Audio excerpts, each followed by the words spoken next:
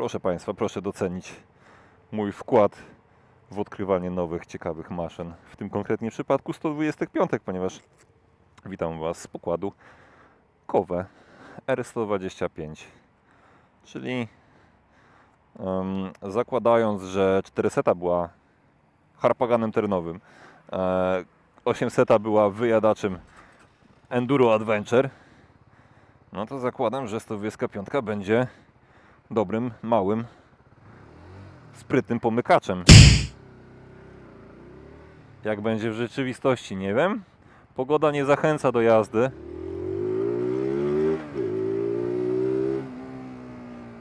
A motor wyrywa. Być może z wyglądu na pierwszy rzut oka nie rzuca na kolana, ale te detale, które są tutaj zawarte, czynią ją jedną z ciekawszych wizualnie maszyn na polskim rynku. I teraz, czy silnik tutaj wsadzony idzie w parze z wyglądem i czy nawiązuje w jakikolwiek sposób do większych braci? To mniej więcej będę chciał Wam dzisiaj pokazać, choć też nie będę się na nim jakoś specjalnie pastwił, gdyż nie jest to prasówka, a motocykl pochodzący z warszawskiego salonu dealera marki Kowe Monster Bike. Dzięki za użyczenie sprzętu. Zaczynamy te nagranie.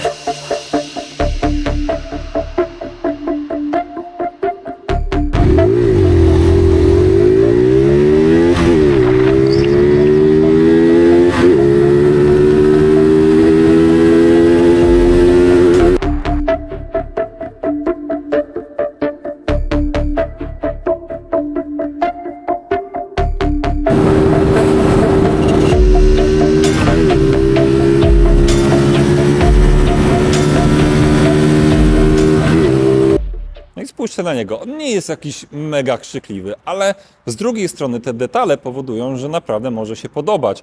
I mam na myśli tutaj ogromną tarczę z przodu, nowoczesną, tak dość atrakcyjnie zaprojektowaną lampę z tymi kocimi oczkami, monowahacz z ogromną tarczą i bardzo ciekawie wyglądającą piastą. Te linie są takie z jednej strony ładne, z drugiej strony już to gdzieś widziałem.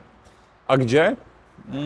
O tym zaraz powiem. Po pierwsze, to nadwozie pochodzi z modelu 300 cm3 i wygląda to absolutnie tak samo, jak stoją obok siebie, ciężko jest je tak naprawdę poznać.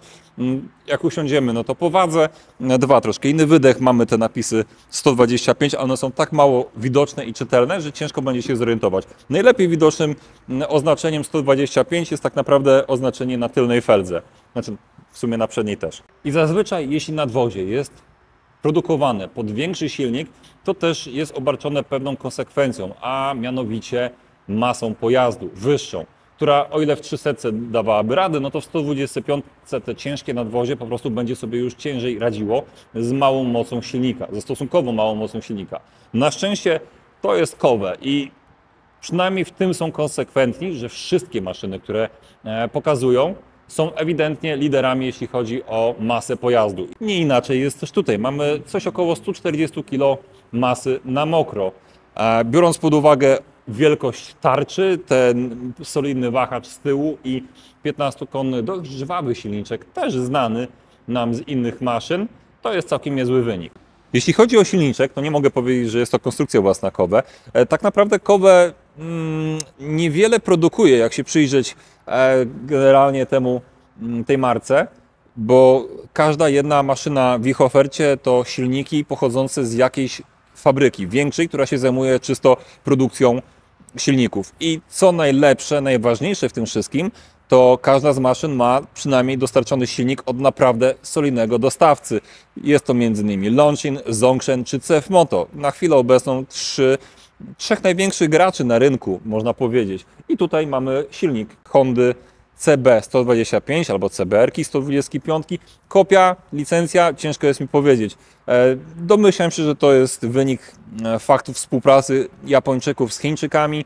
Wiecie, oni wchodzą w te wszystkie spółki joint venture, gdzie dają tanią siłę roboczą, fabryki gotowe do pracy, a w zamian dostają jakiś tam część wzorów technologicznych i tym oto sposobem wylądowała tu jednostka wyglądająca prawie identycznie jak silnik Hondy.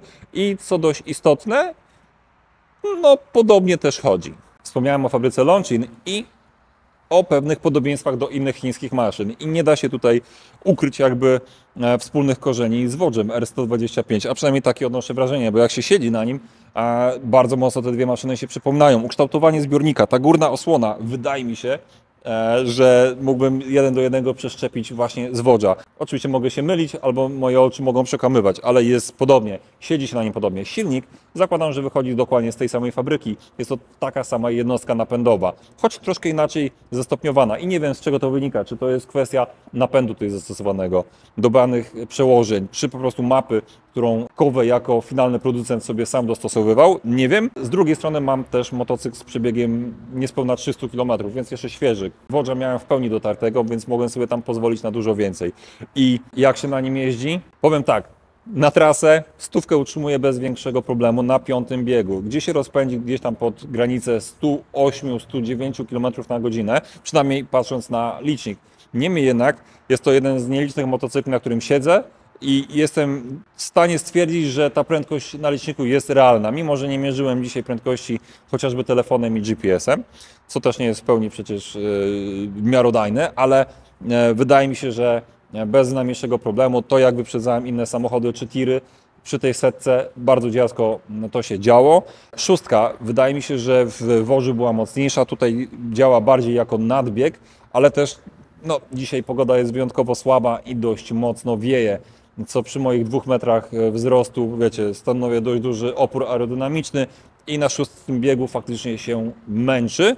To są różnice kilku kilometrów i odczucia są bardzo podobne, chociażby to, jak on przyspiesza, gdzie powyżej 6000 dzieje się magia i on dostaje jakby drugiego życia. Fajnie startuje już od najniższych obrotów, z 1, 2, 3 naprawdę bardzo fajnie, sprawnie się rozpędza, ale jak wejdzie w te pole 6-6,5 tysiąca, obroty lecą bardzo szybko i motocykl jakby nabiera drugiego życia. To jest dokładnie to, czego się spodziewałem, chociaż tak jak mówię, chciałbym mieć go w pełni dotartego, ale nie będę chłopakom zajeżdżał sprzętu. I tak jest ewidentnie w czołówce motocykli 125 o tej mocy 15 koni, co też jest jakby wynikiem masy tego pojazdu, stosunkowo niskiej.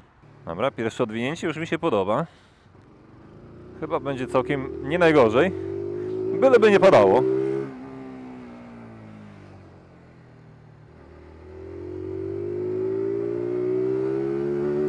Dobra, wiem, że są na tym kanale tacy złośliwcy, którzy lubią te kompromitujące ujęcia dwumetrowca na zbyt małej maszynie.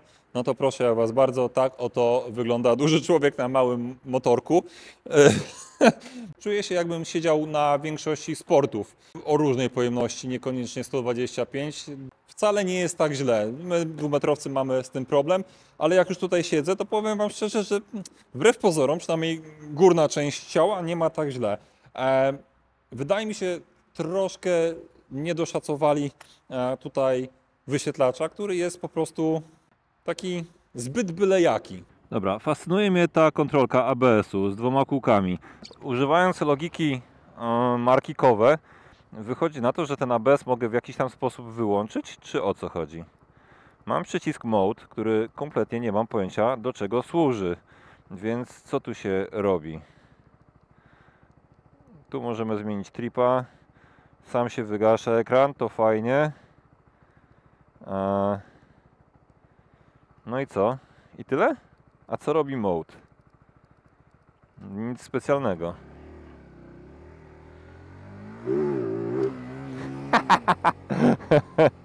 Oj, odzwyczaiłem się od jazdy 125. Nie ma tutaj żadnych wodotrysków, nie ma tutaj komputera pokładowego, tylko takie podstawowe informacje, a konkurencja, chociażby Vodg, daje troszkę więcej. I wydaje mi się, co wystarczy spojrzeć na chociażby platformę Kowe 500 ADV i 510, na ile dużo zmienili w krótkim czasie. Domyślam się, że tutaj będzie podobnie, więc zaraz wyląduje tutaj lepszy, ciekawszy wyświetlacz, a reszta jest już dobra. Może troszkę takiego sznytu bardziej przypominającego Kowe. Takiego wyróżnika, że patrzycie na to i wiecie, że to jest ta właśnie firma. Tak samo jak ma 800 czy właśnie 450 Rally. Niemniej i tak jest fajnym sprzętem. Dzięki za oglądanie. A jeśli masz jeszcze chwilę, zapraszam Cię do obejrzenia pozostałych produkcji.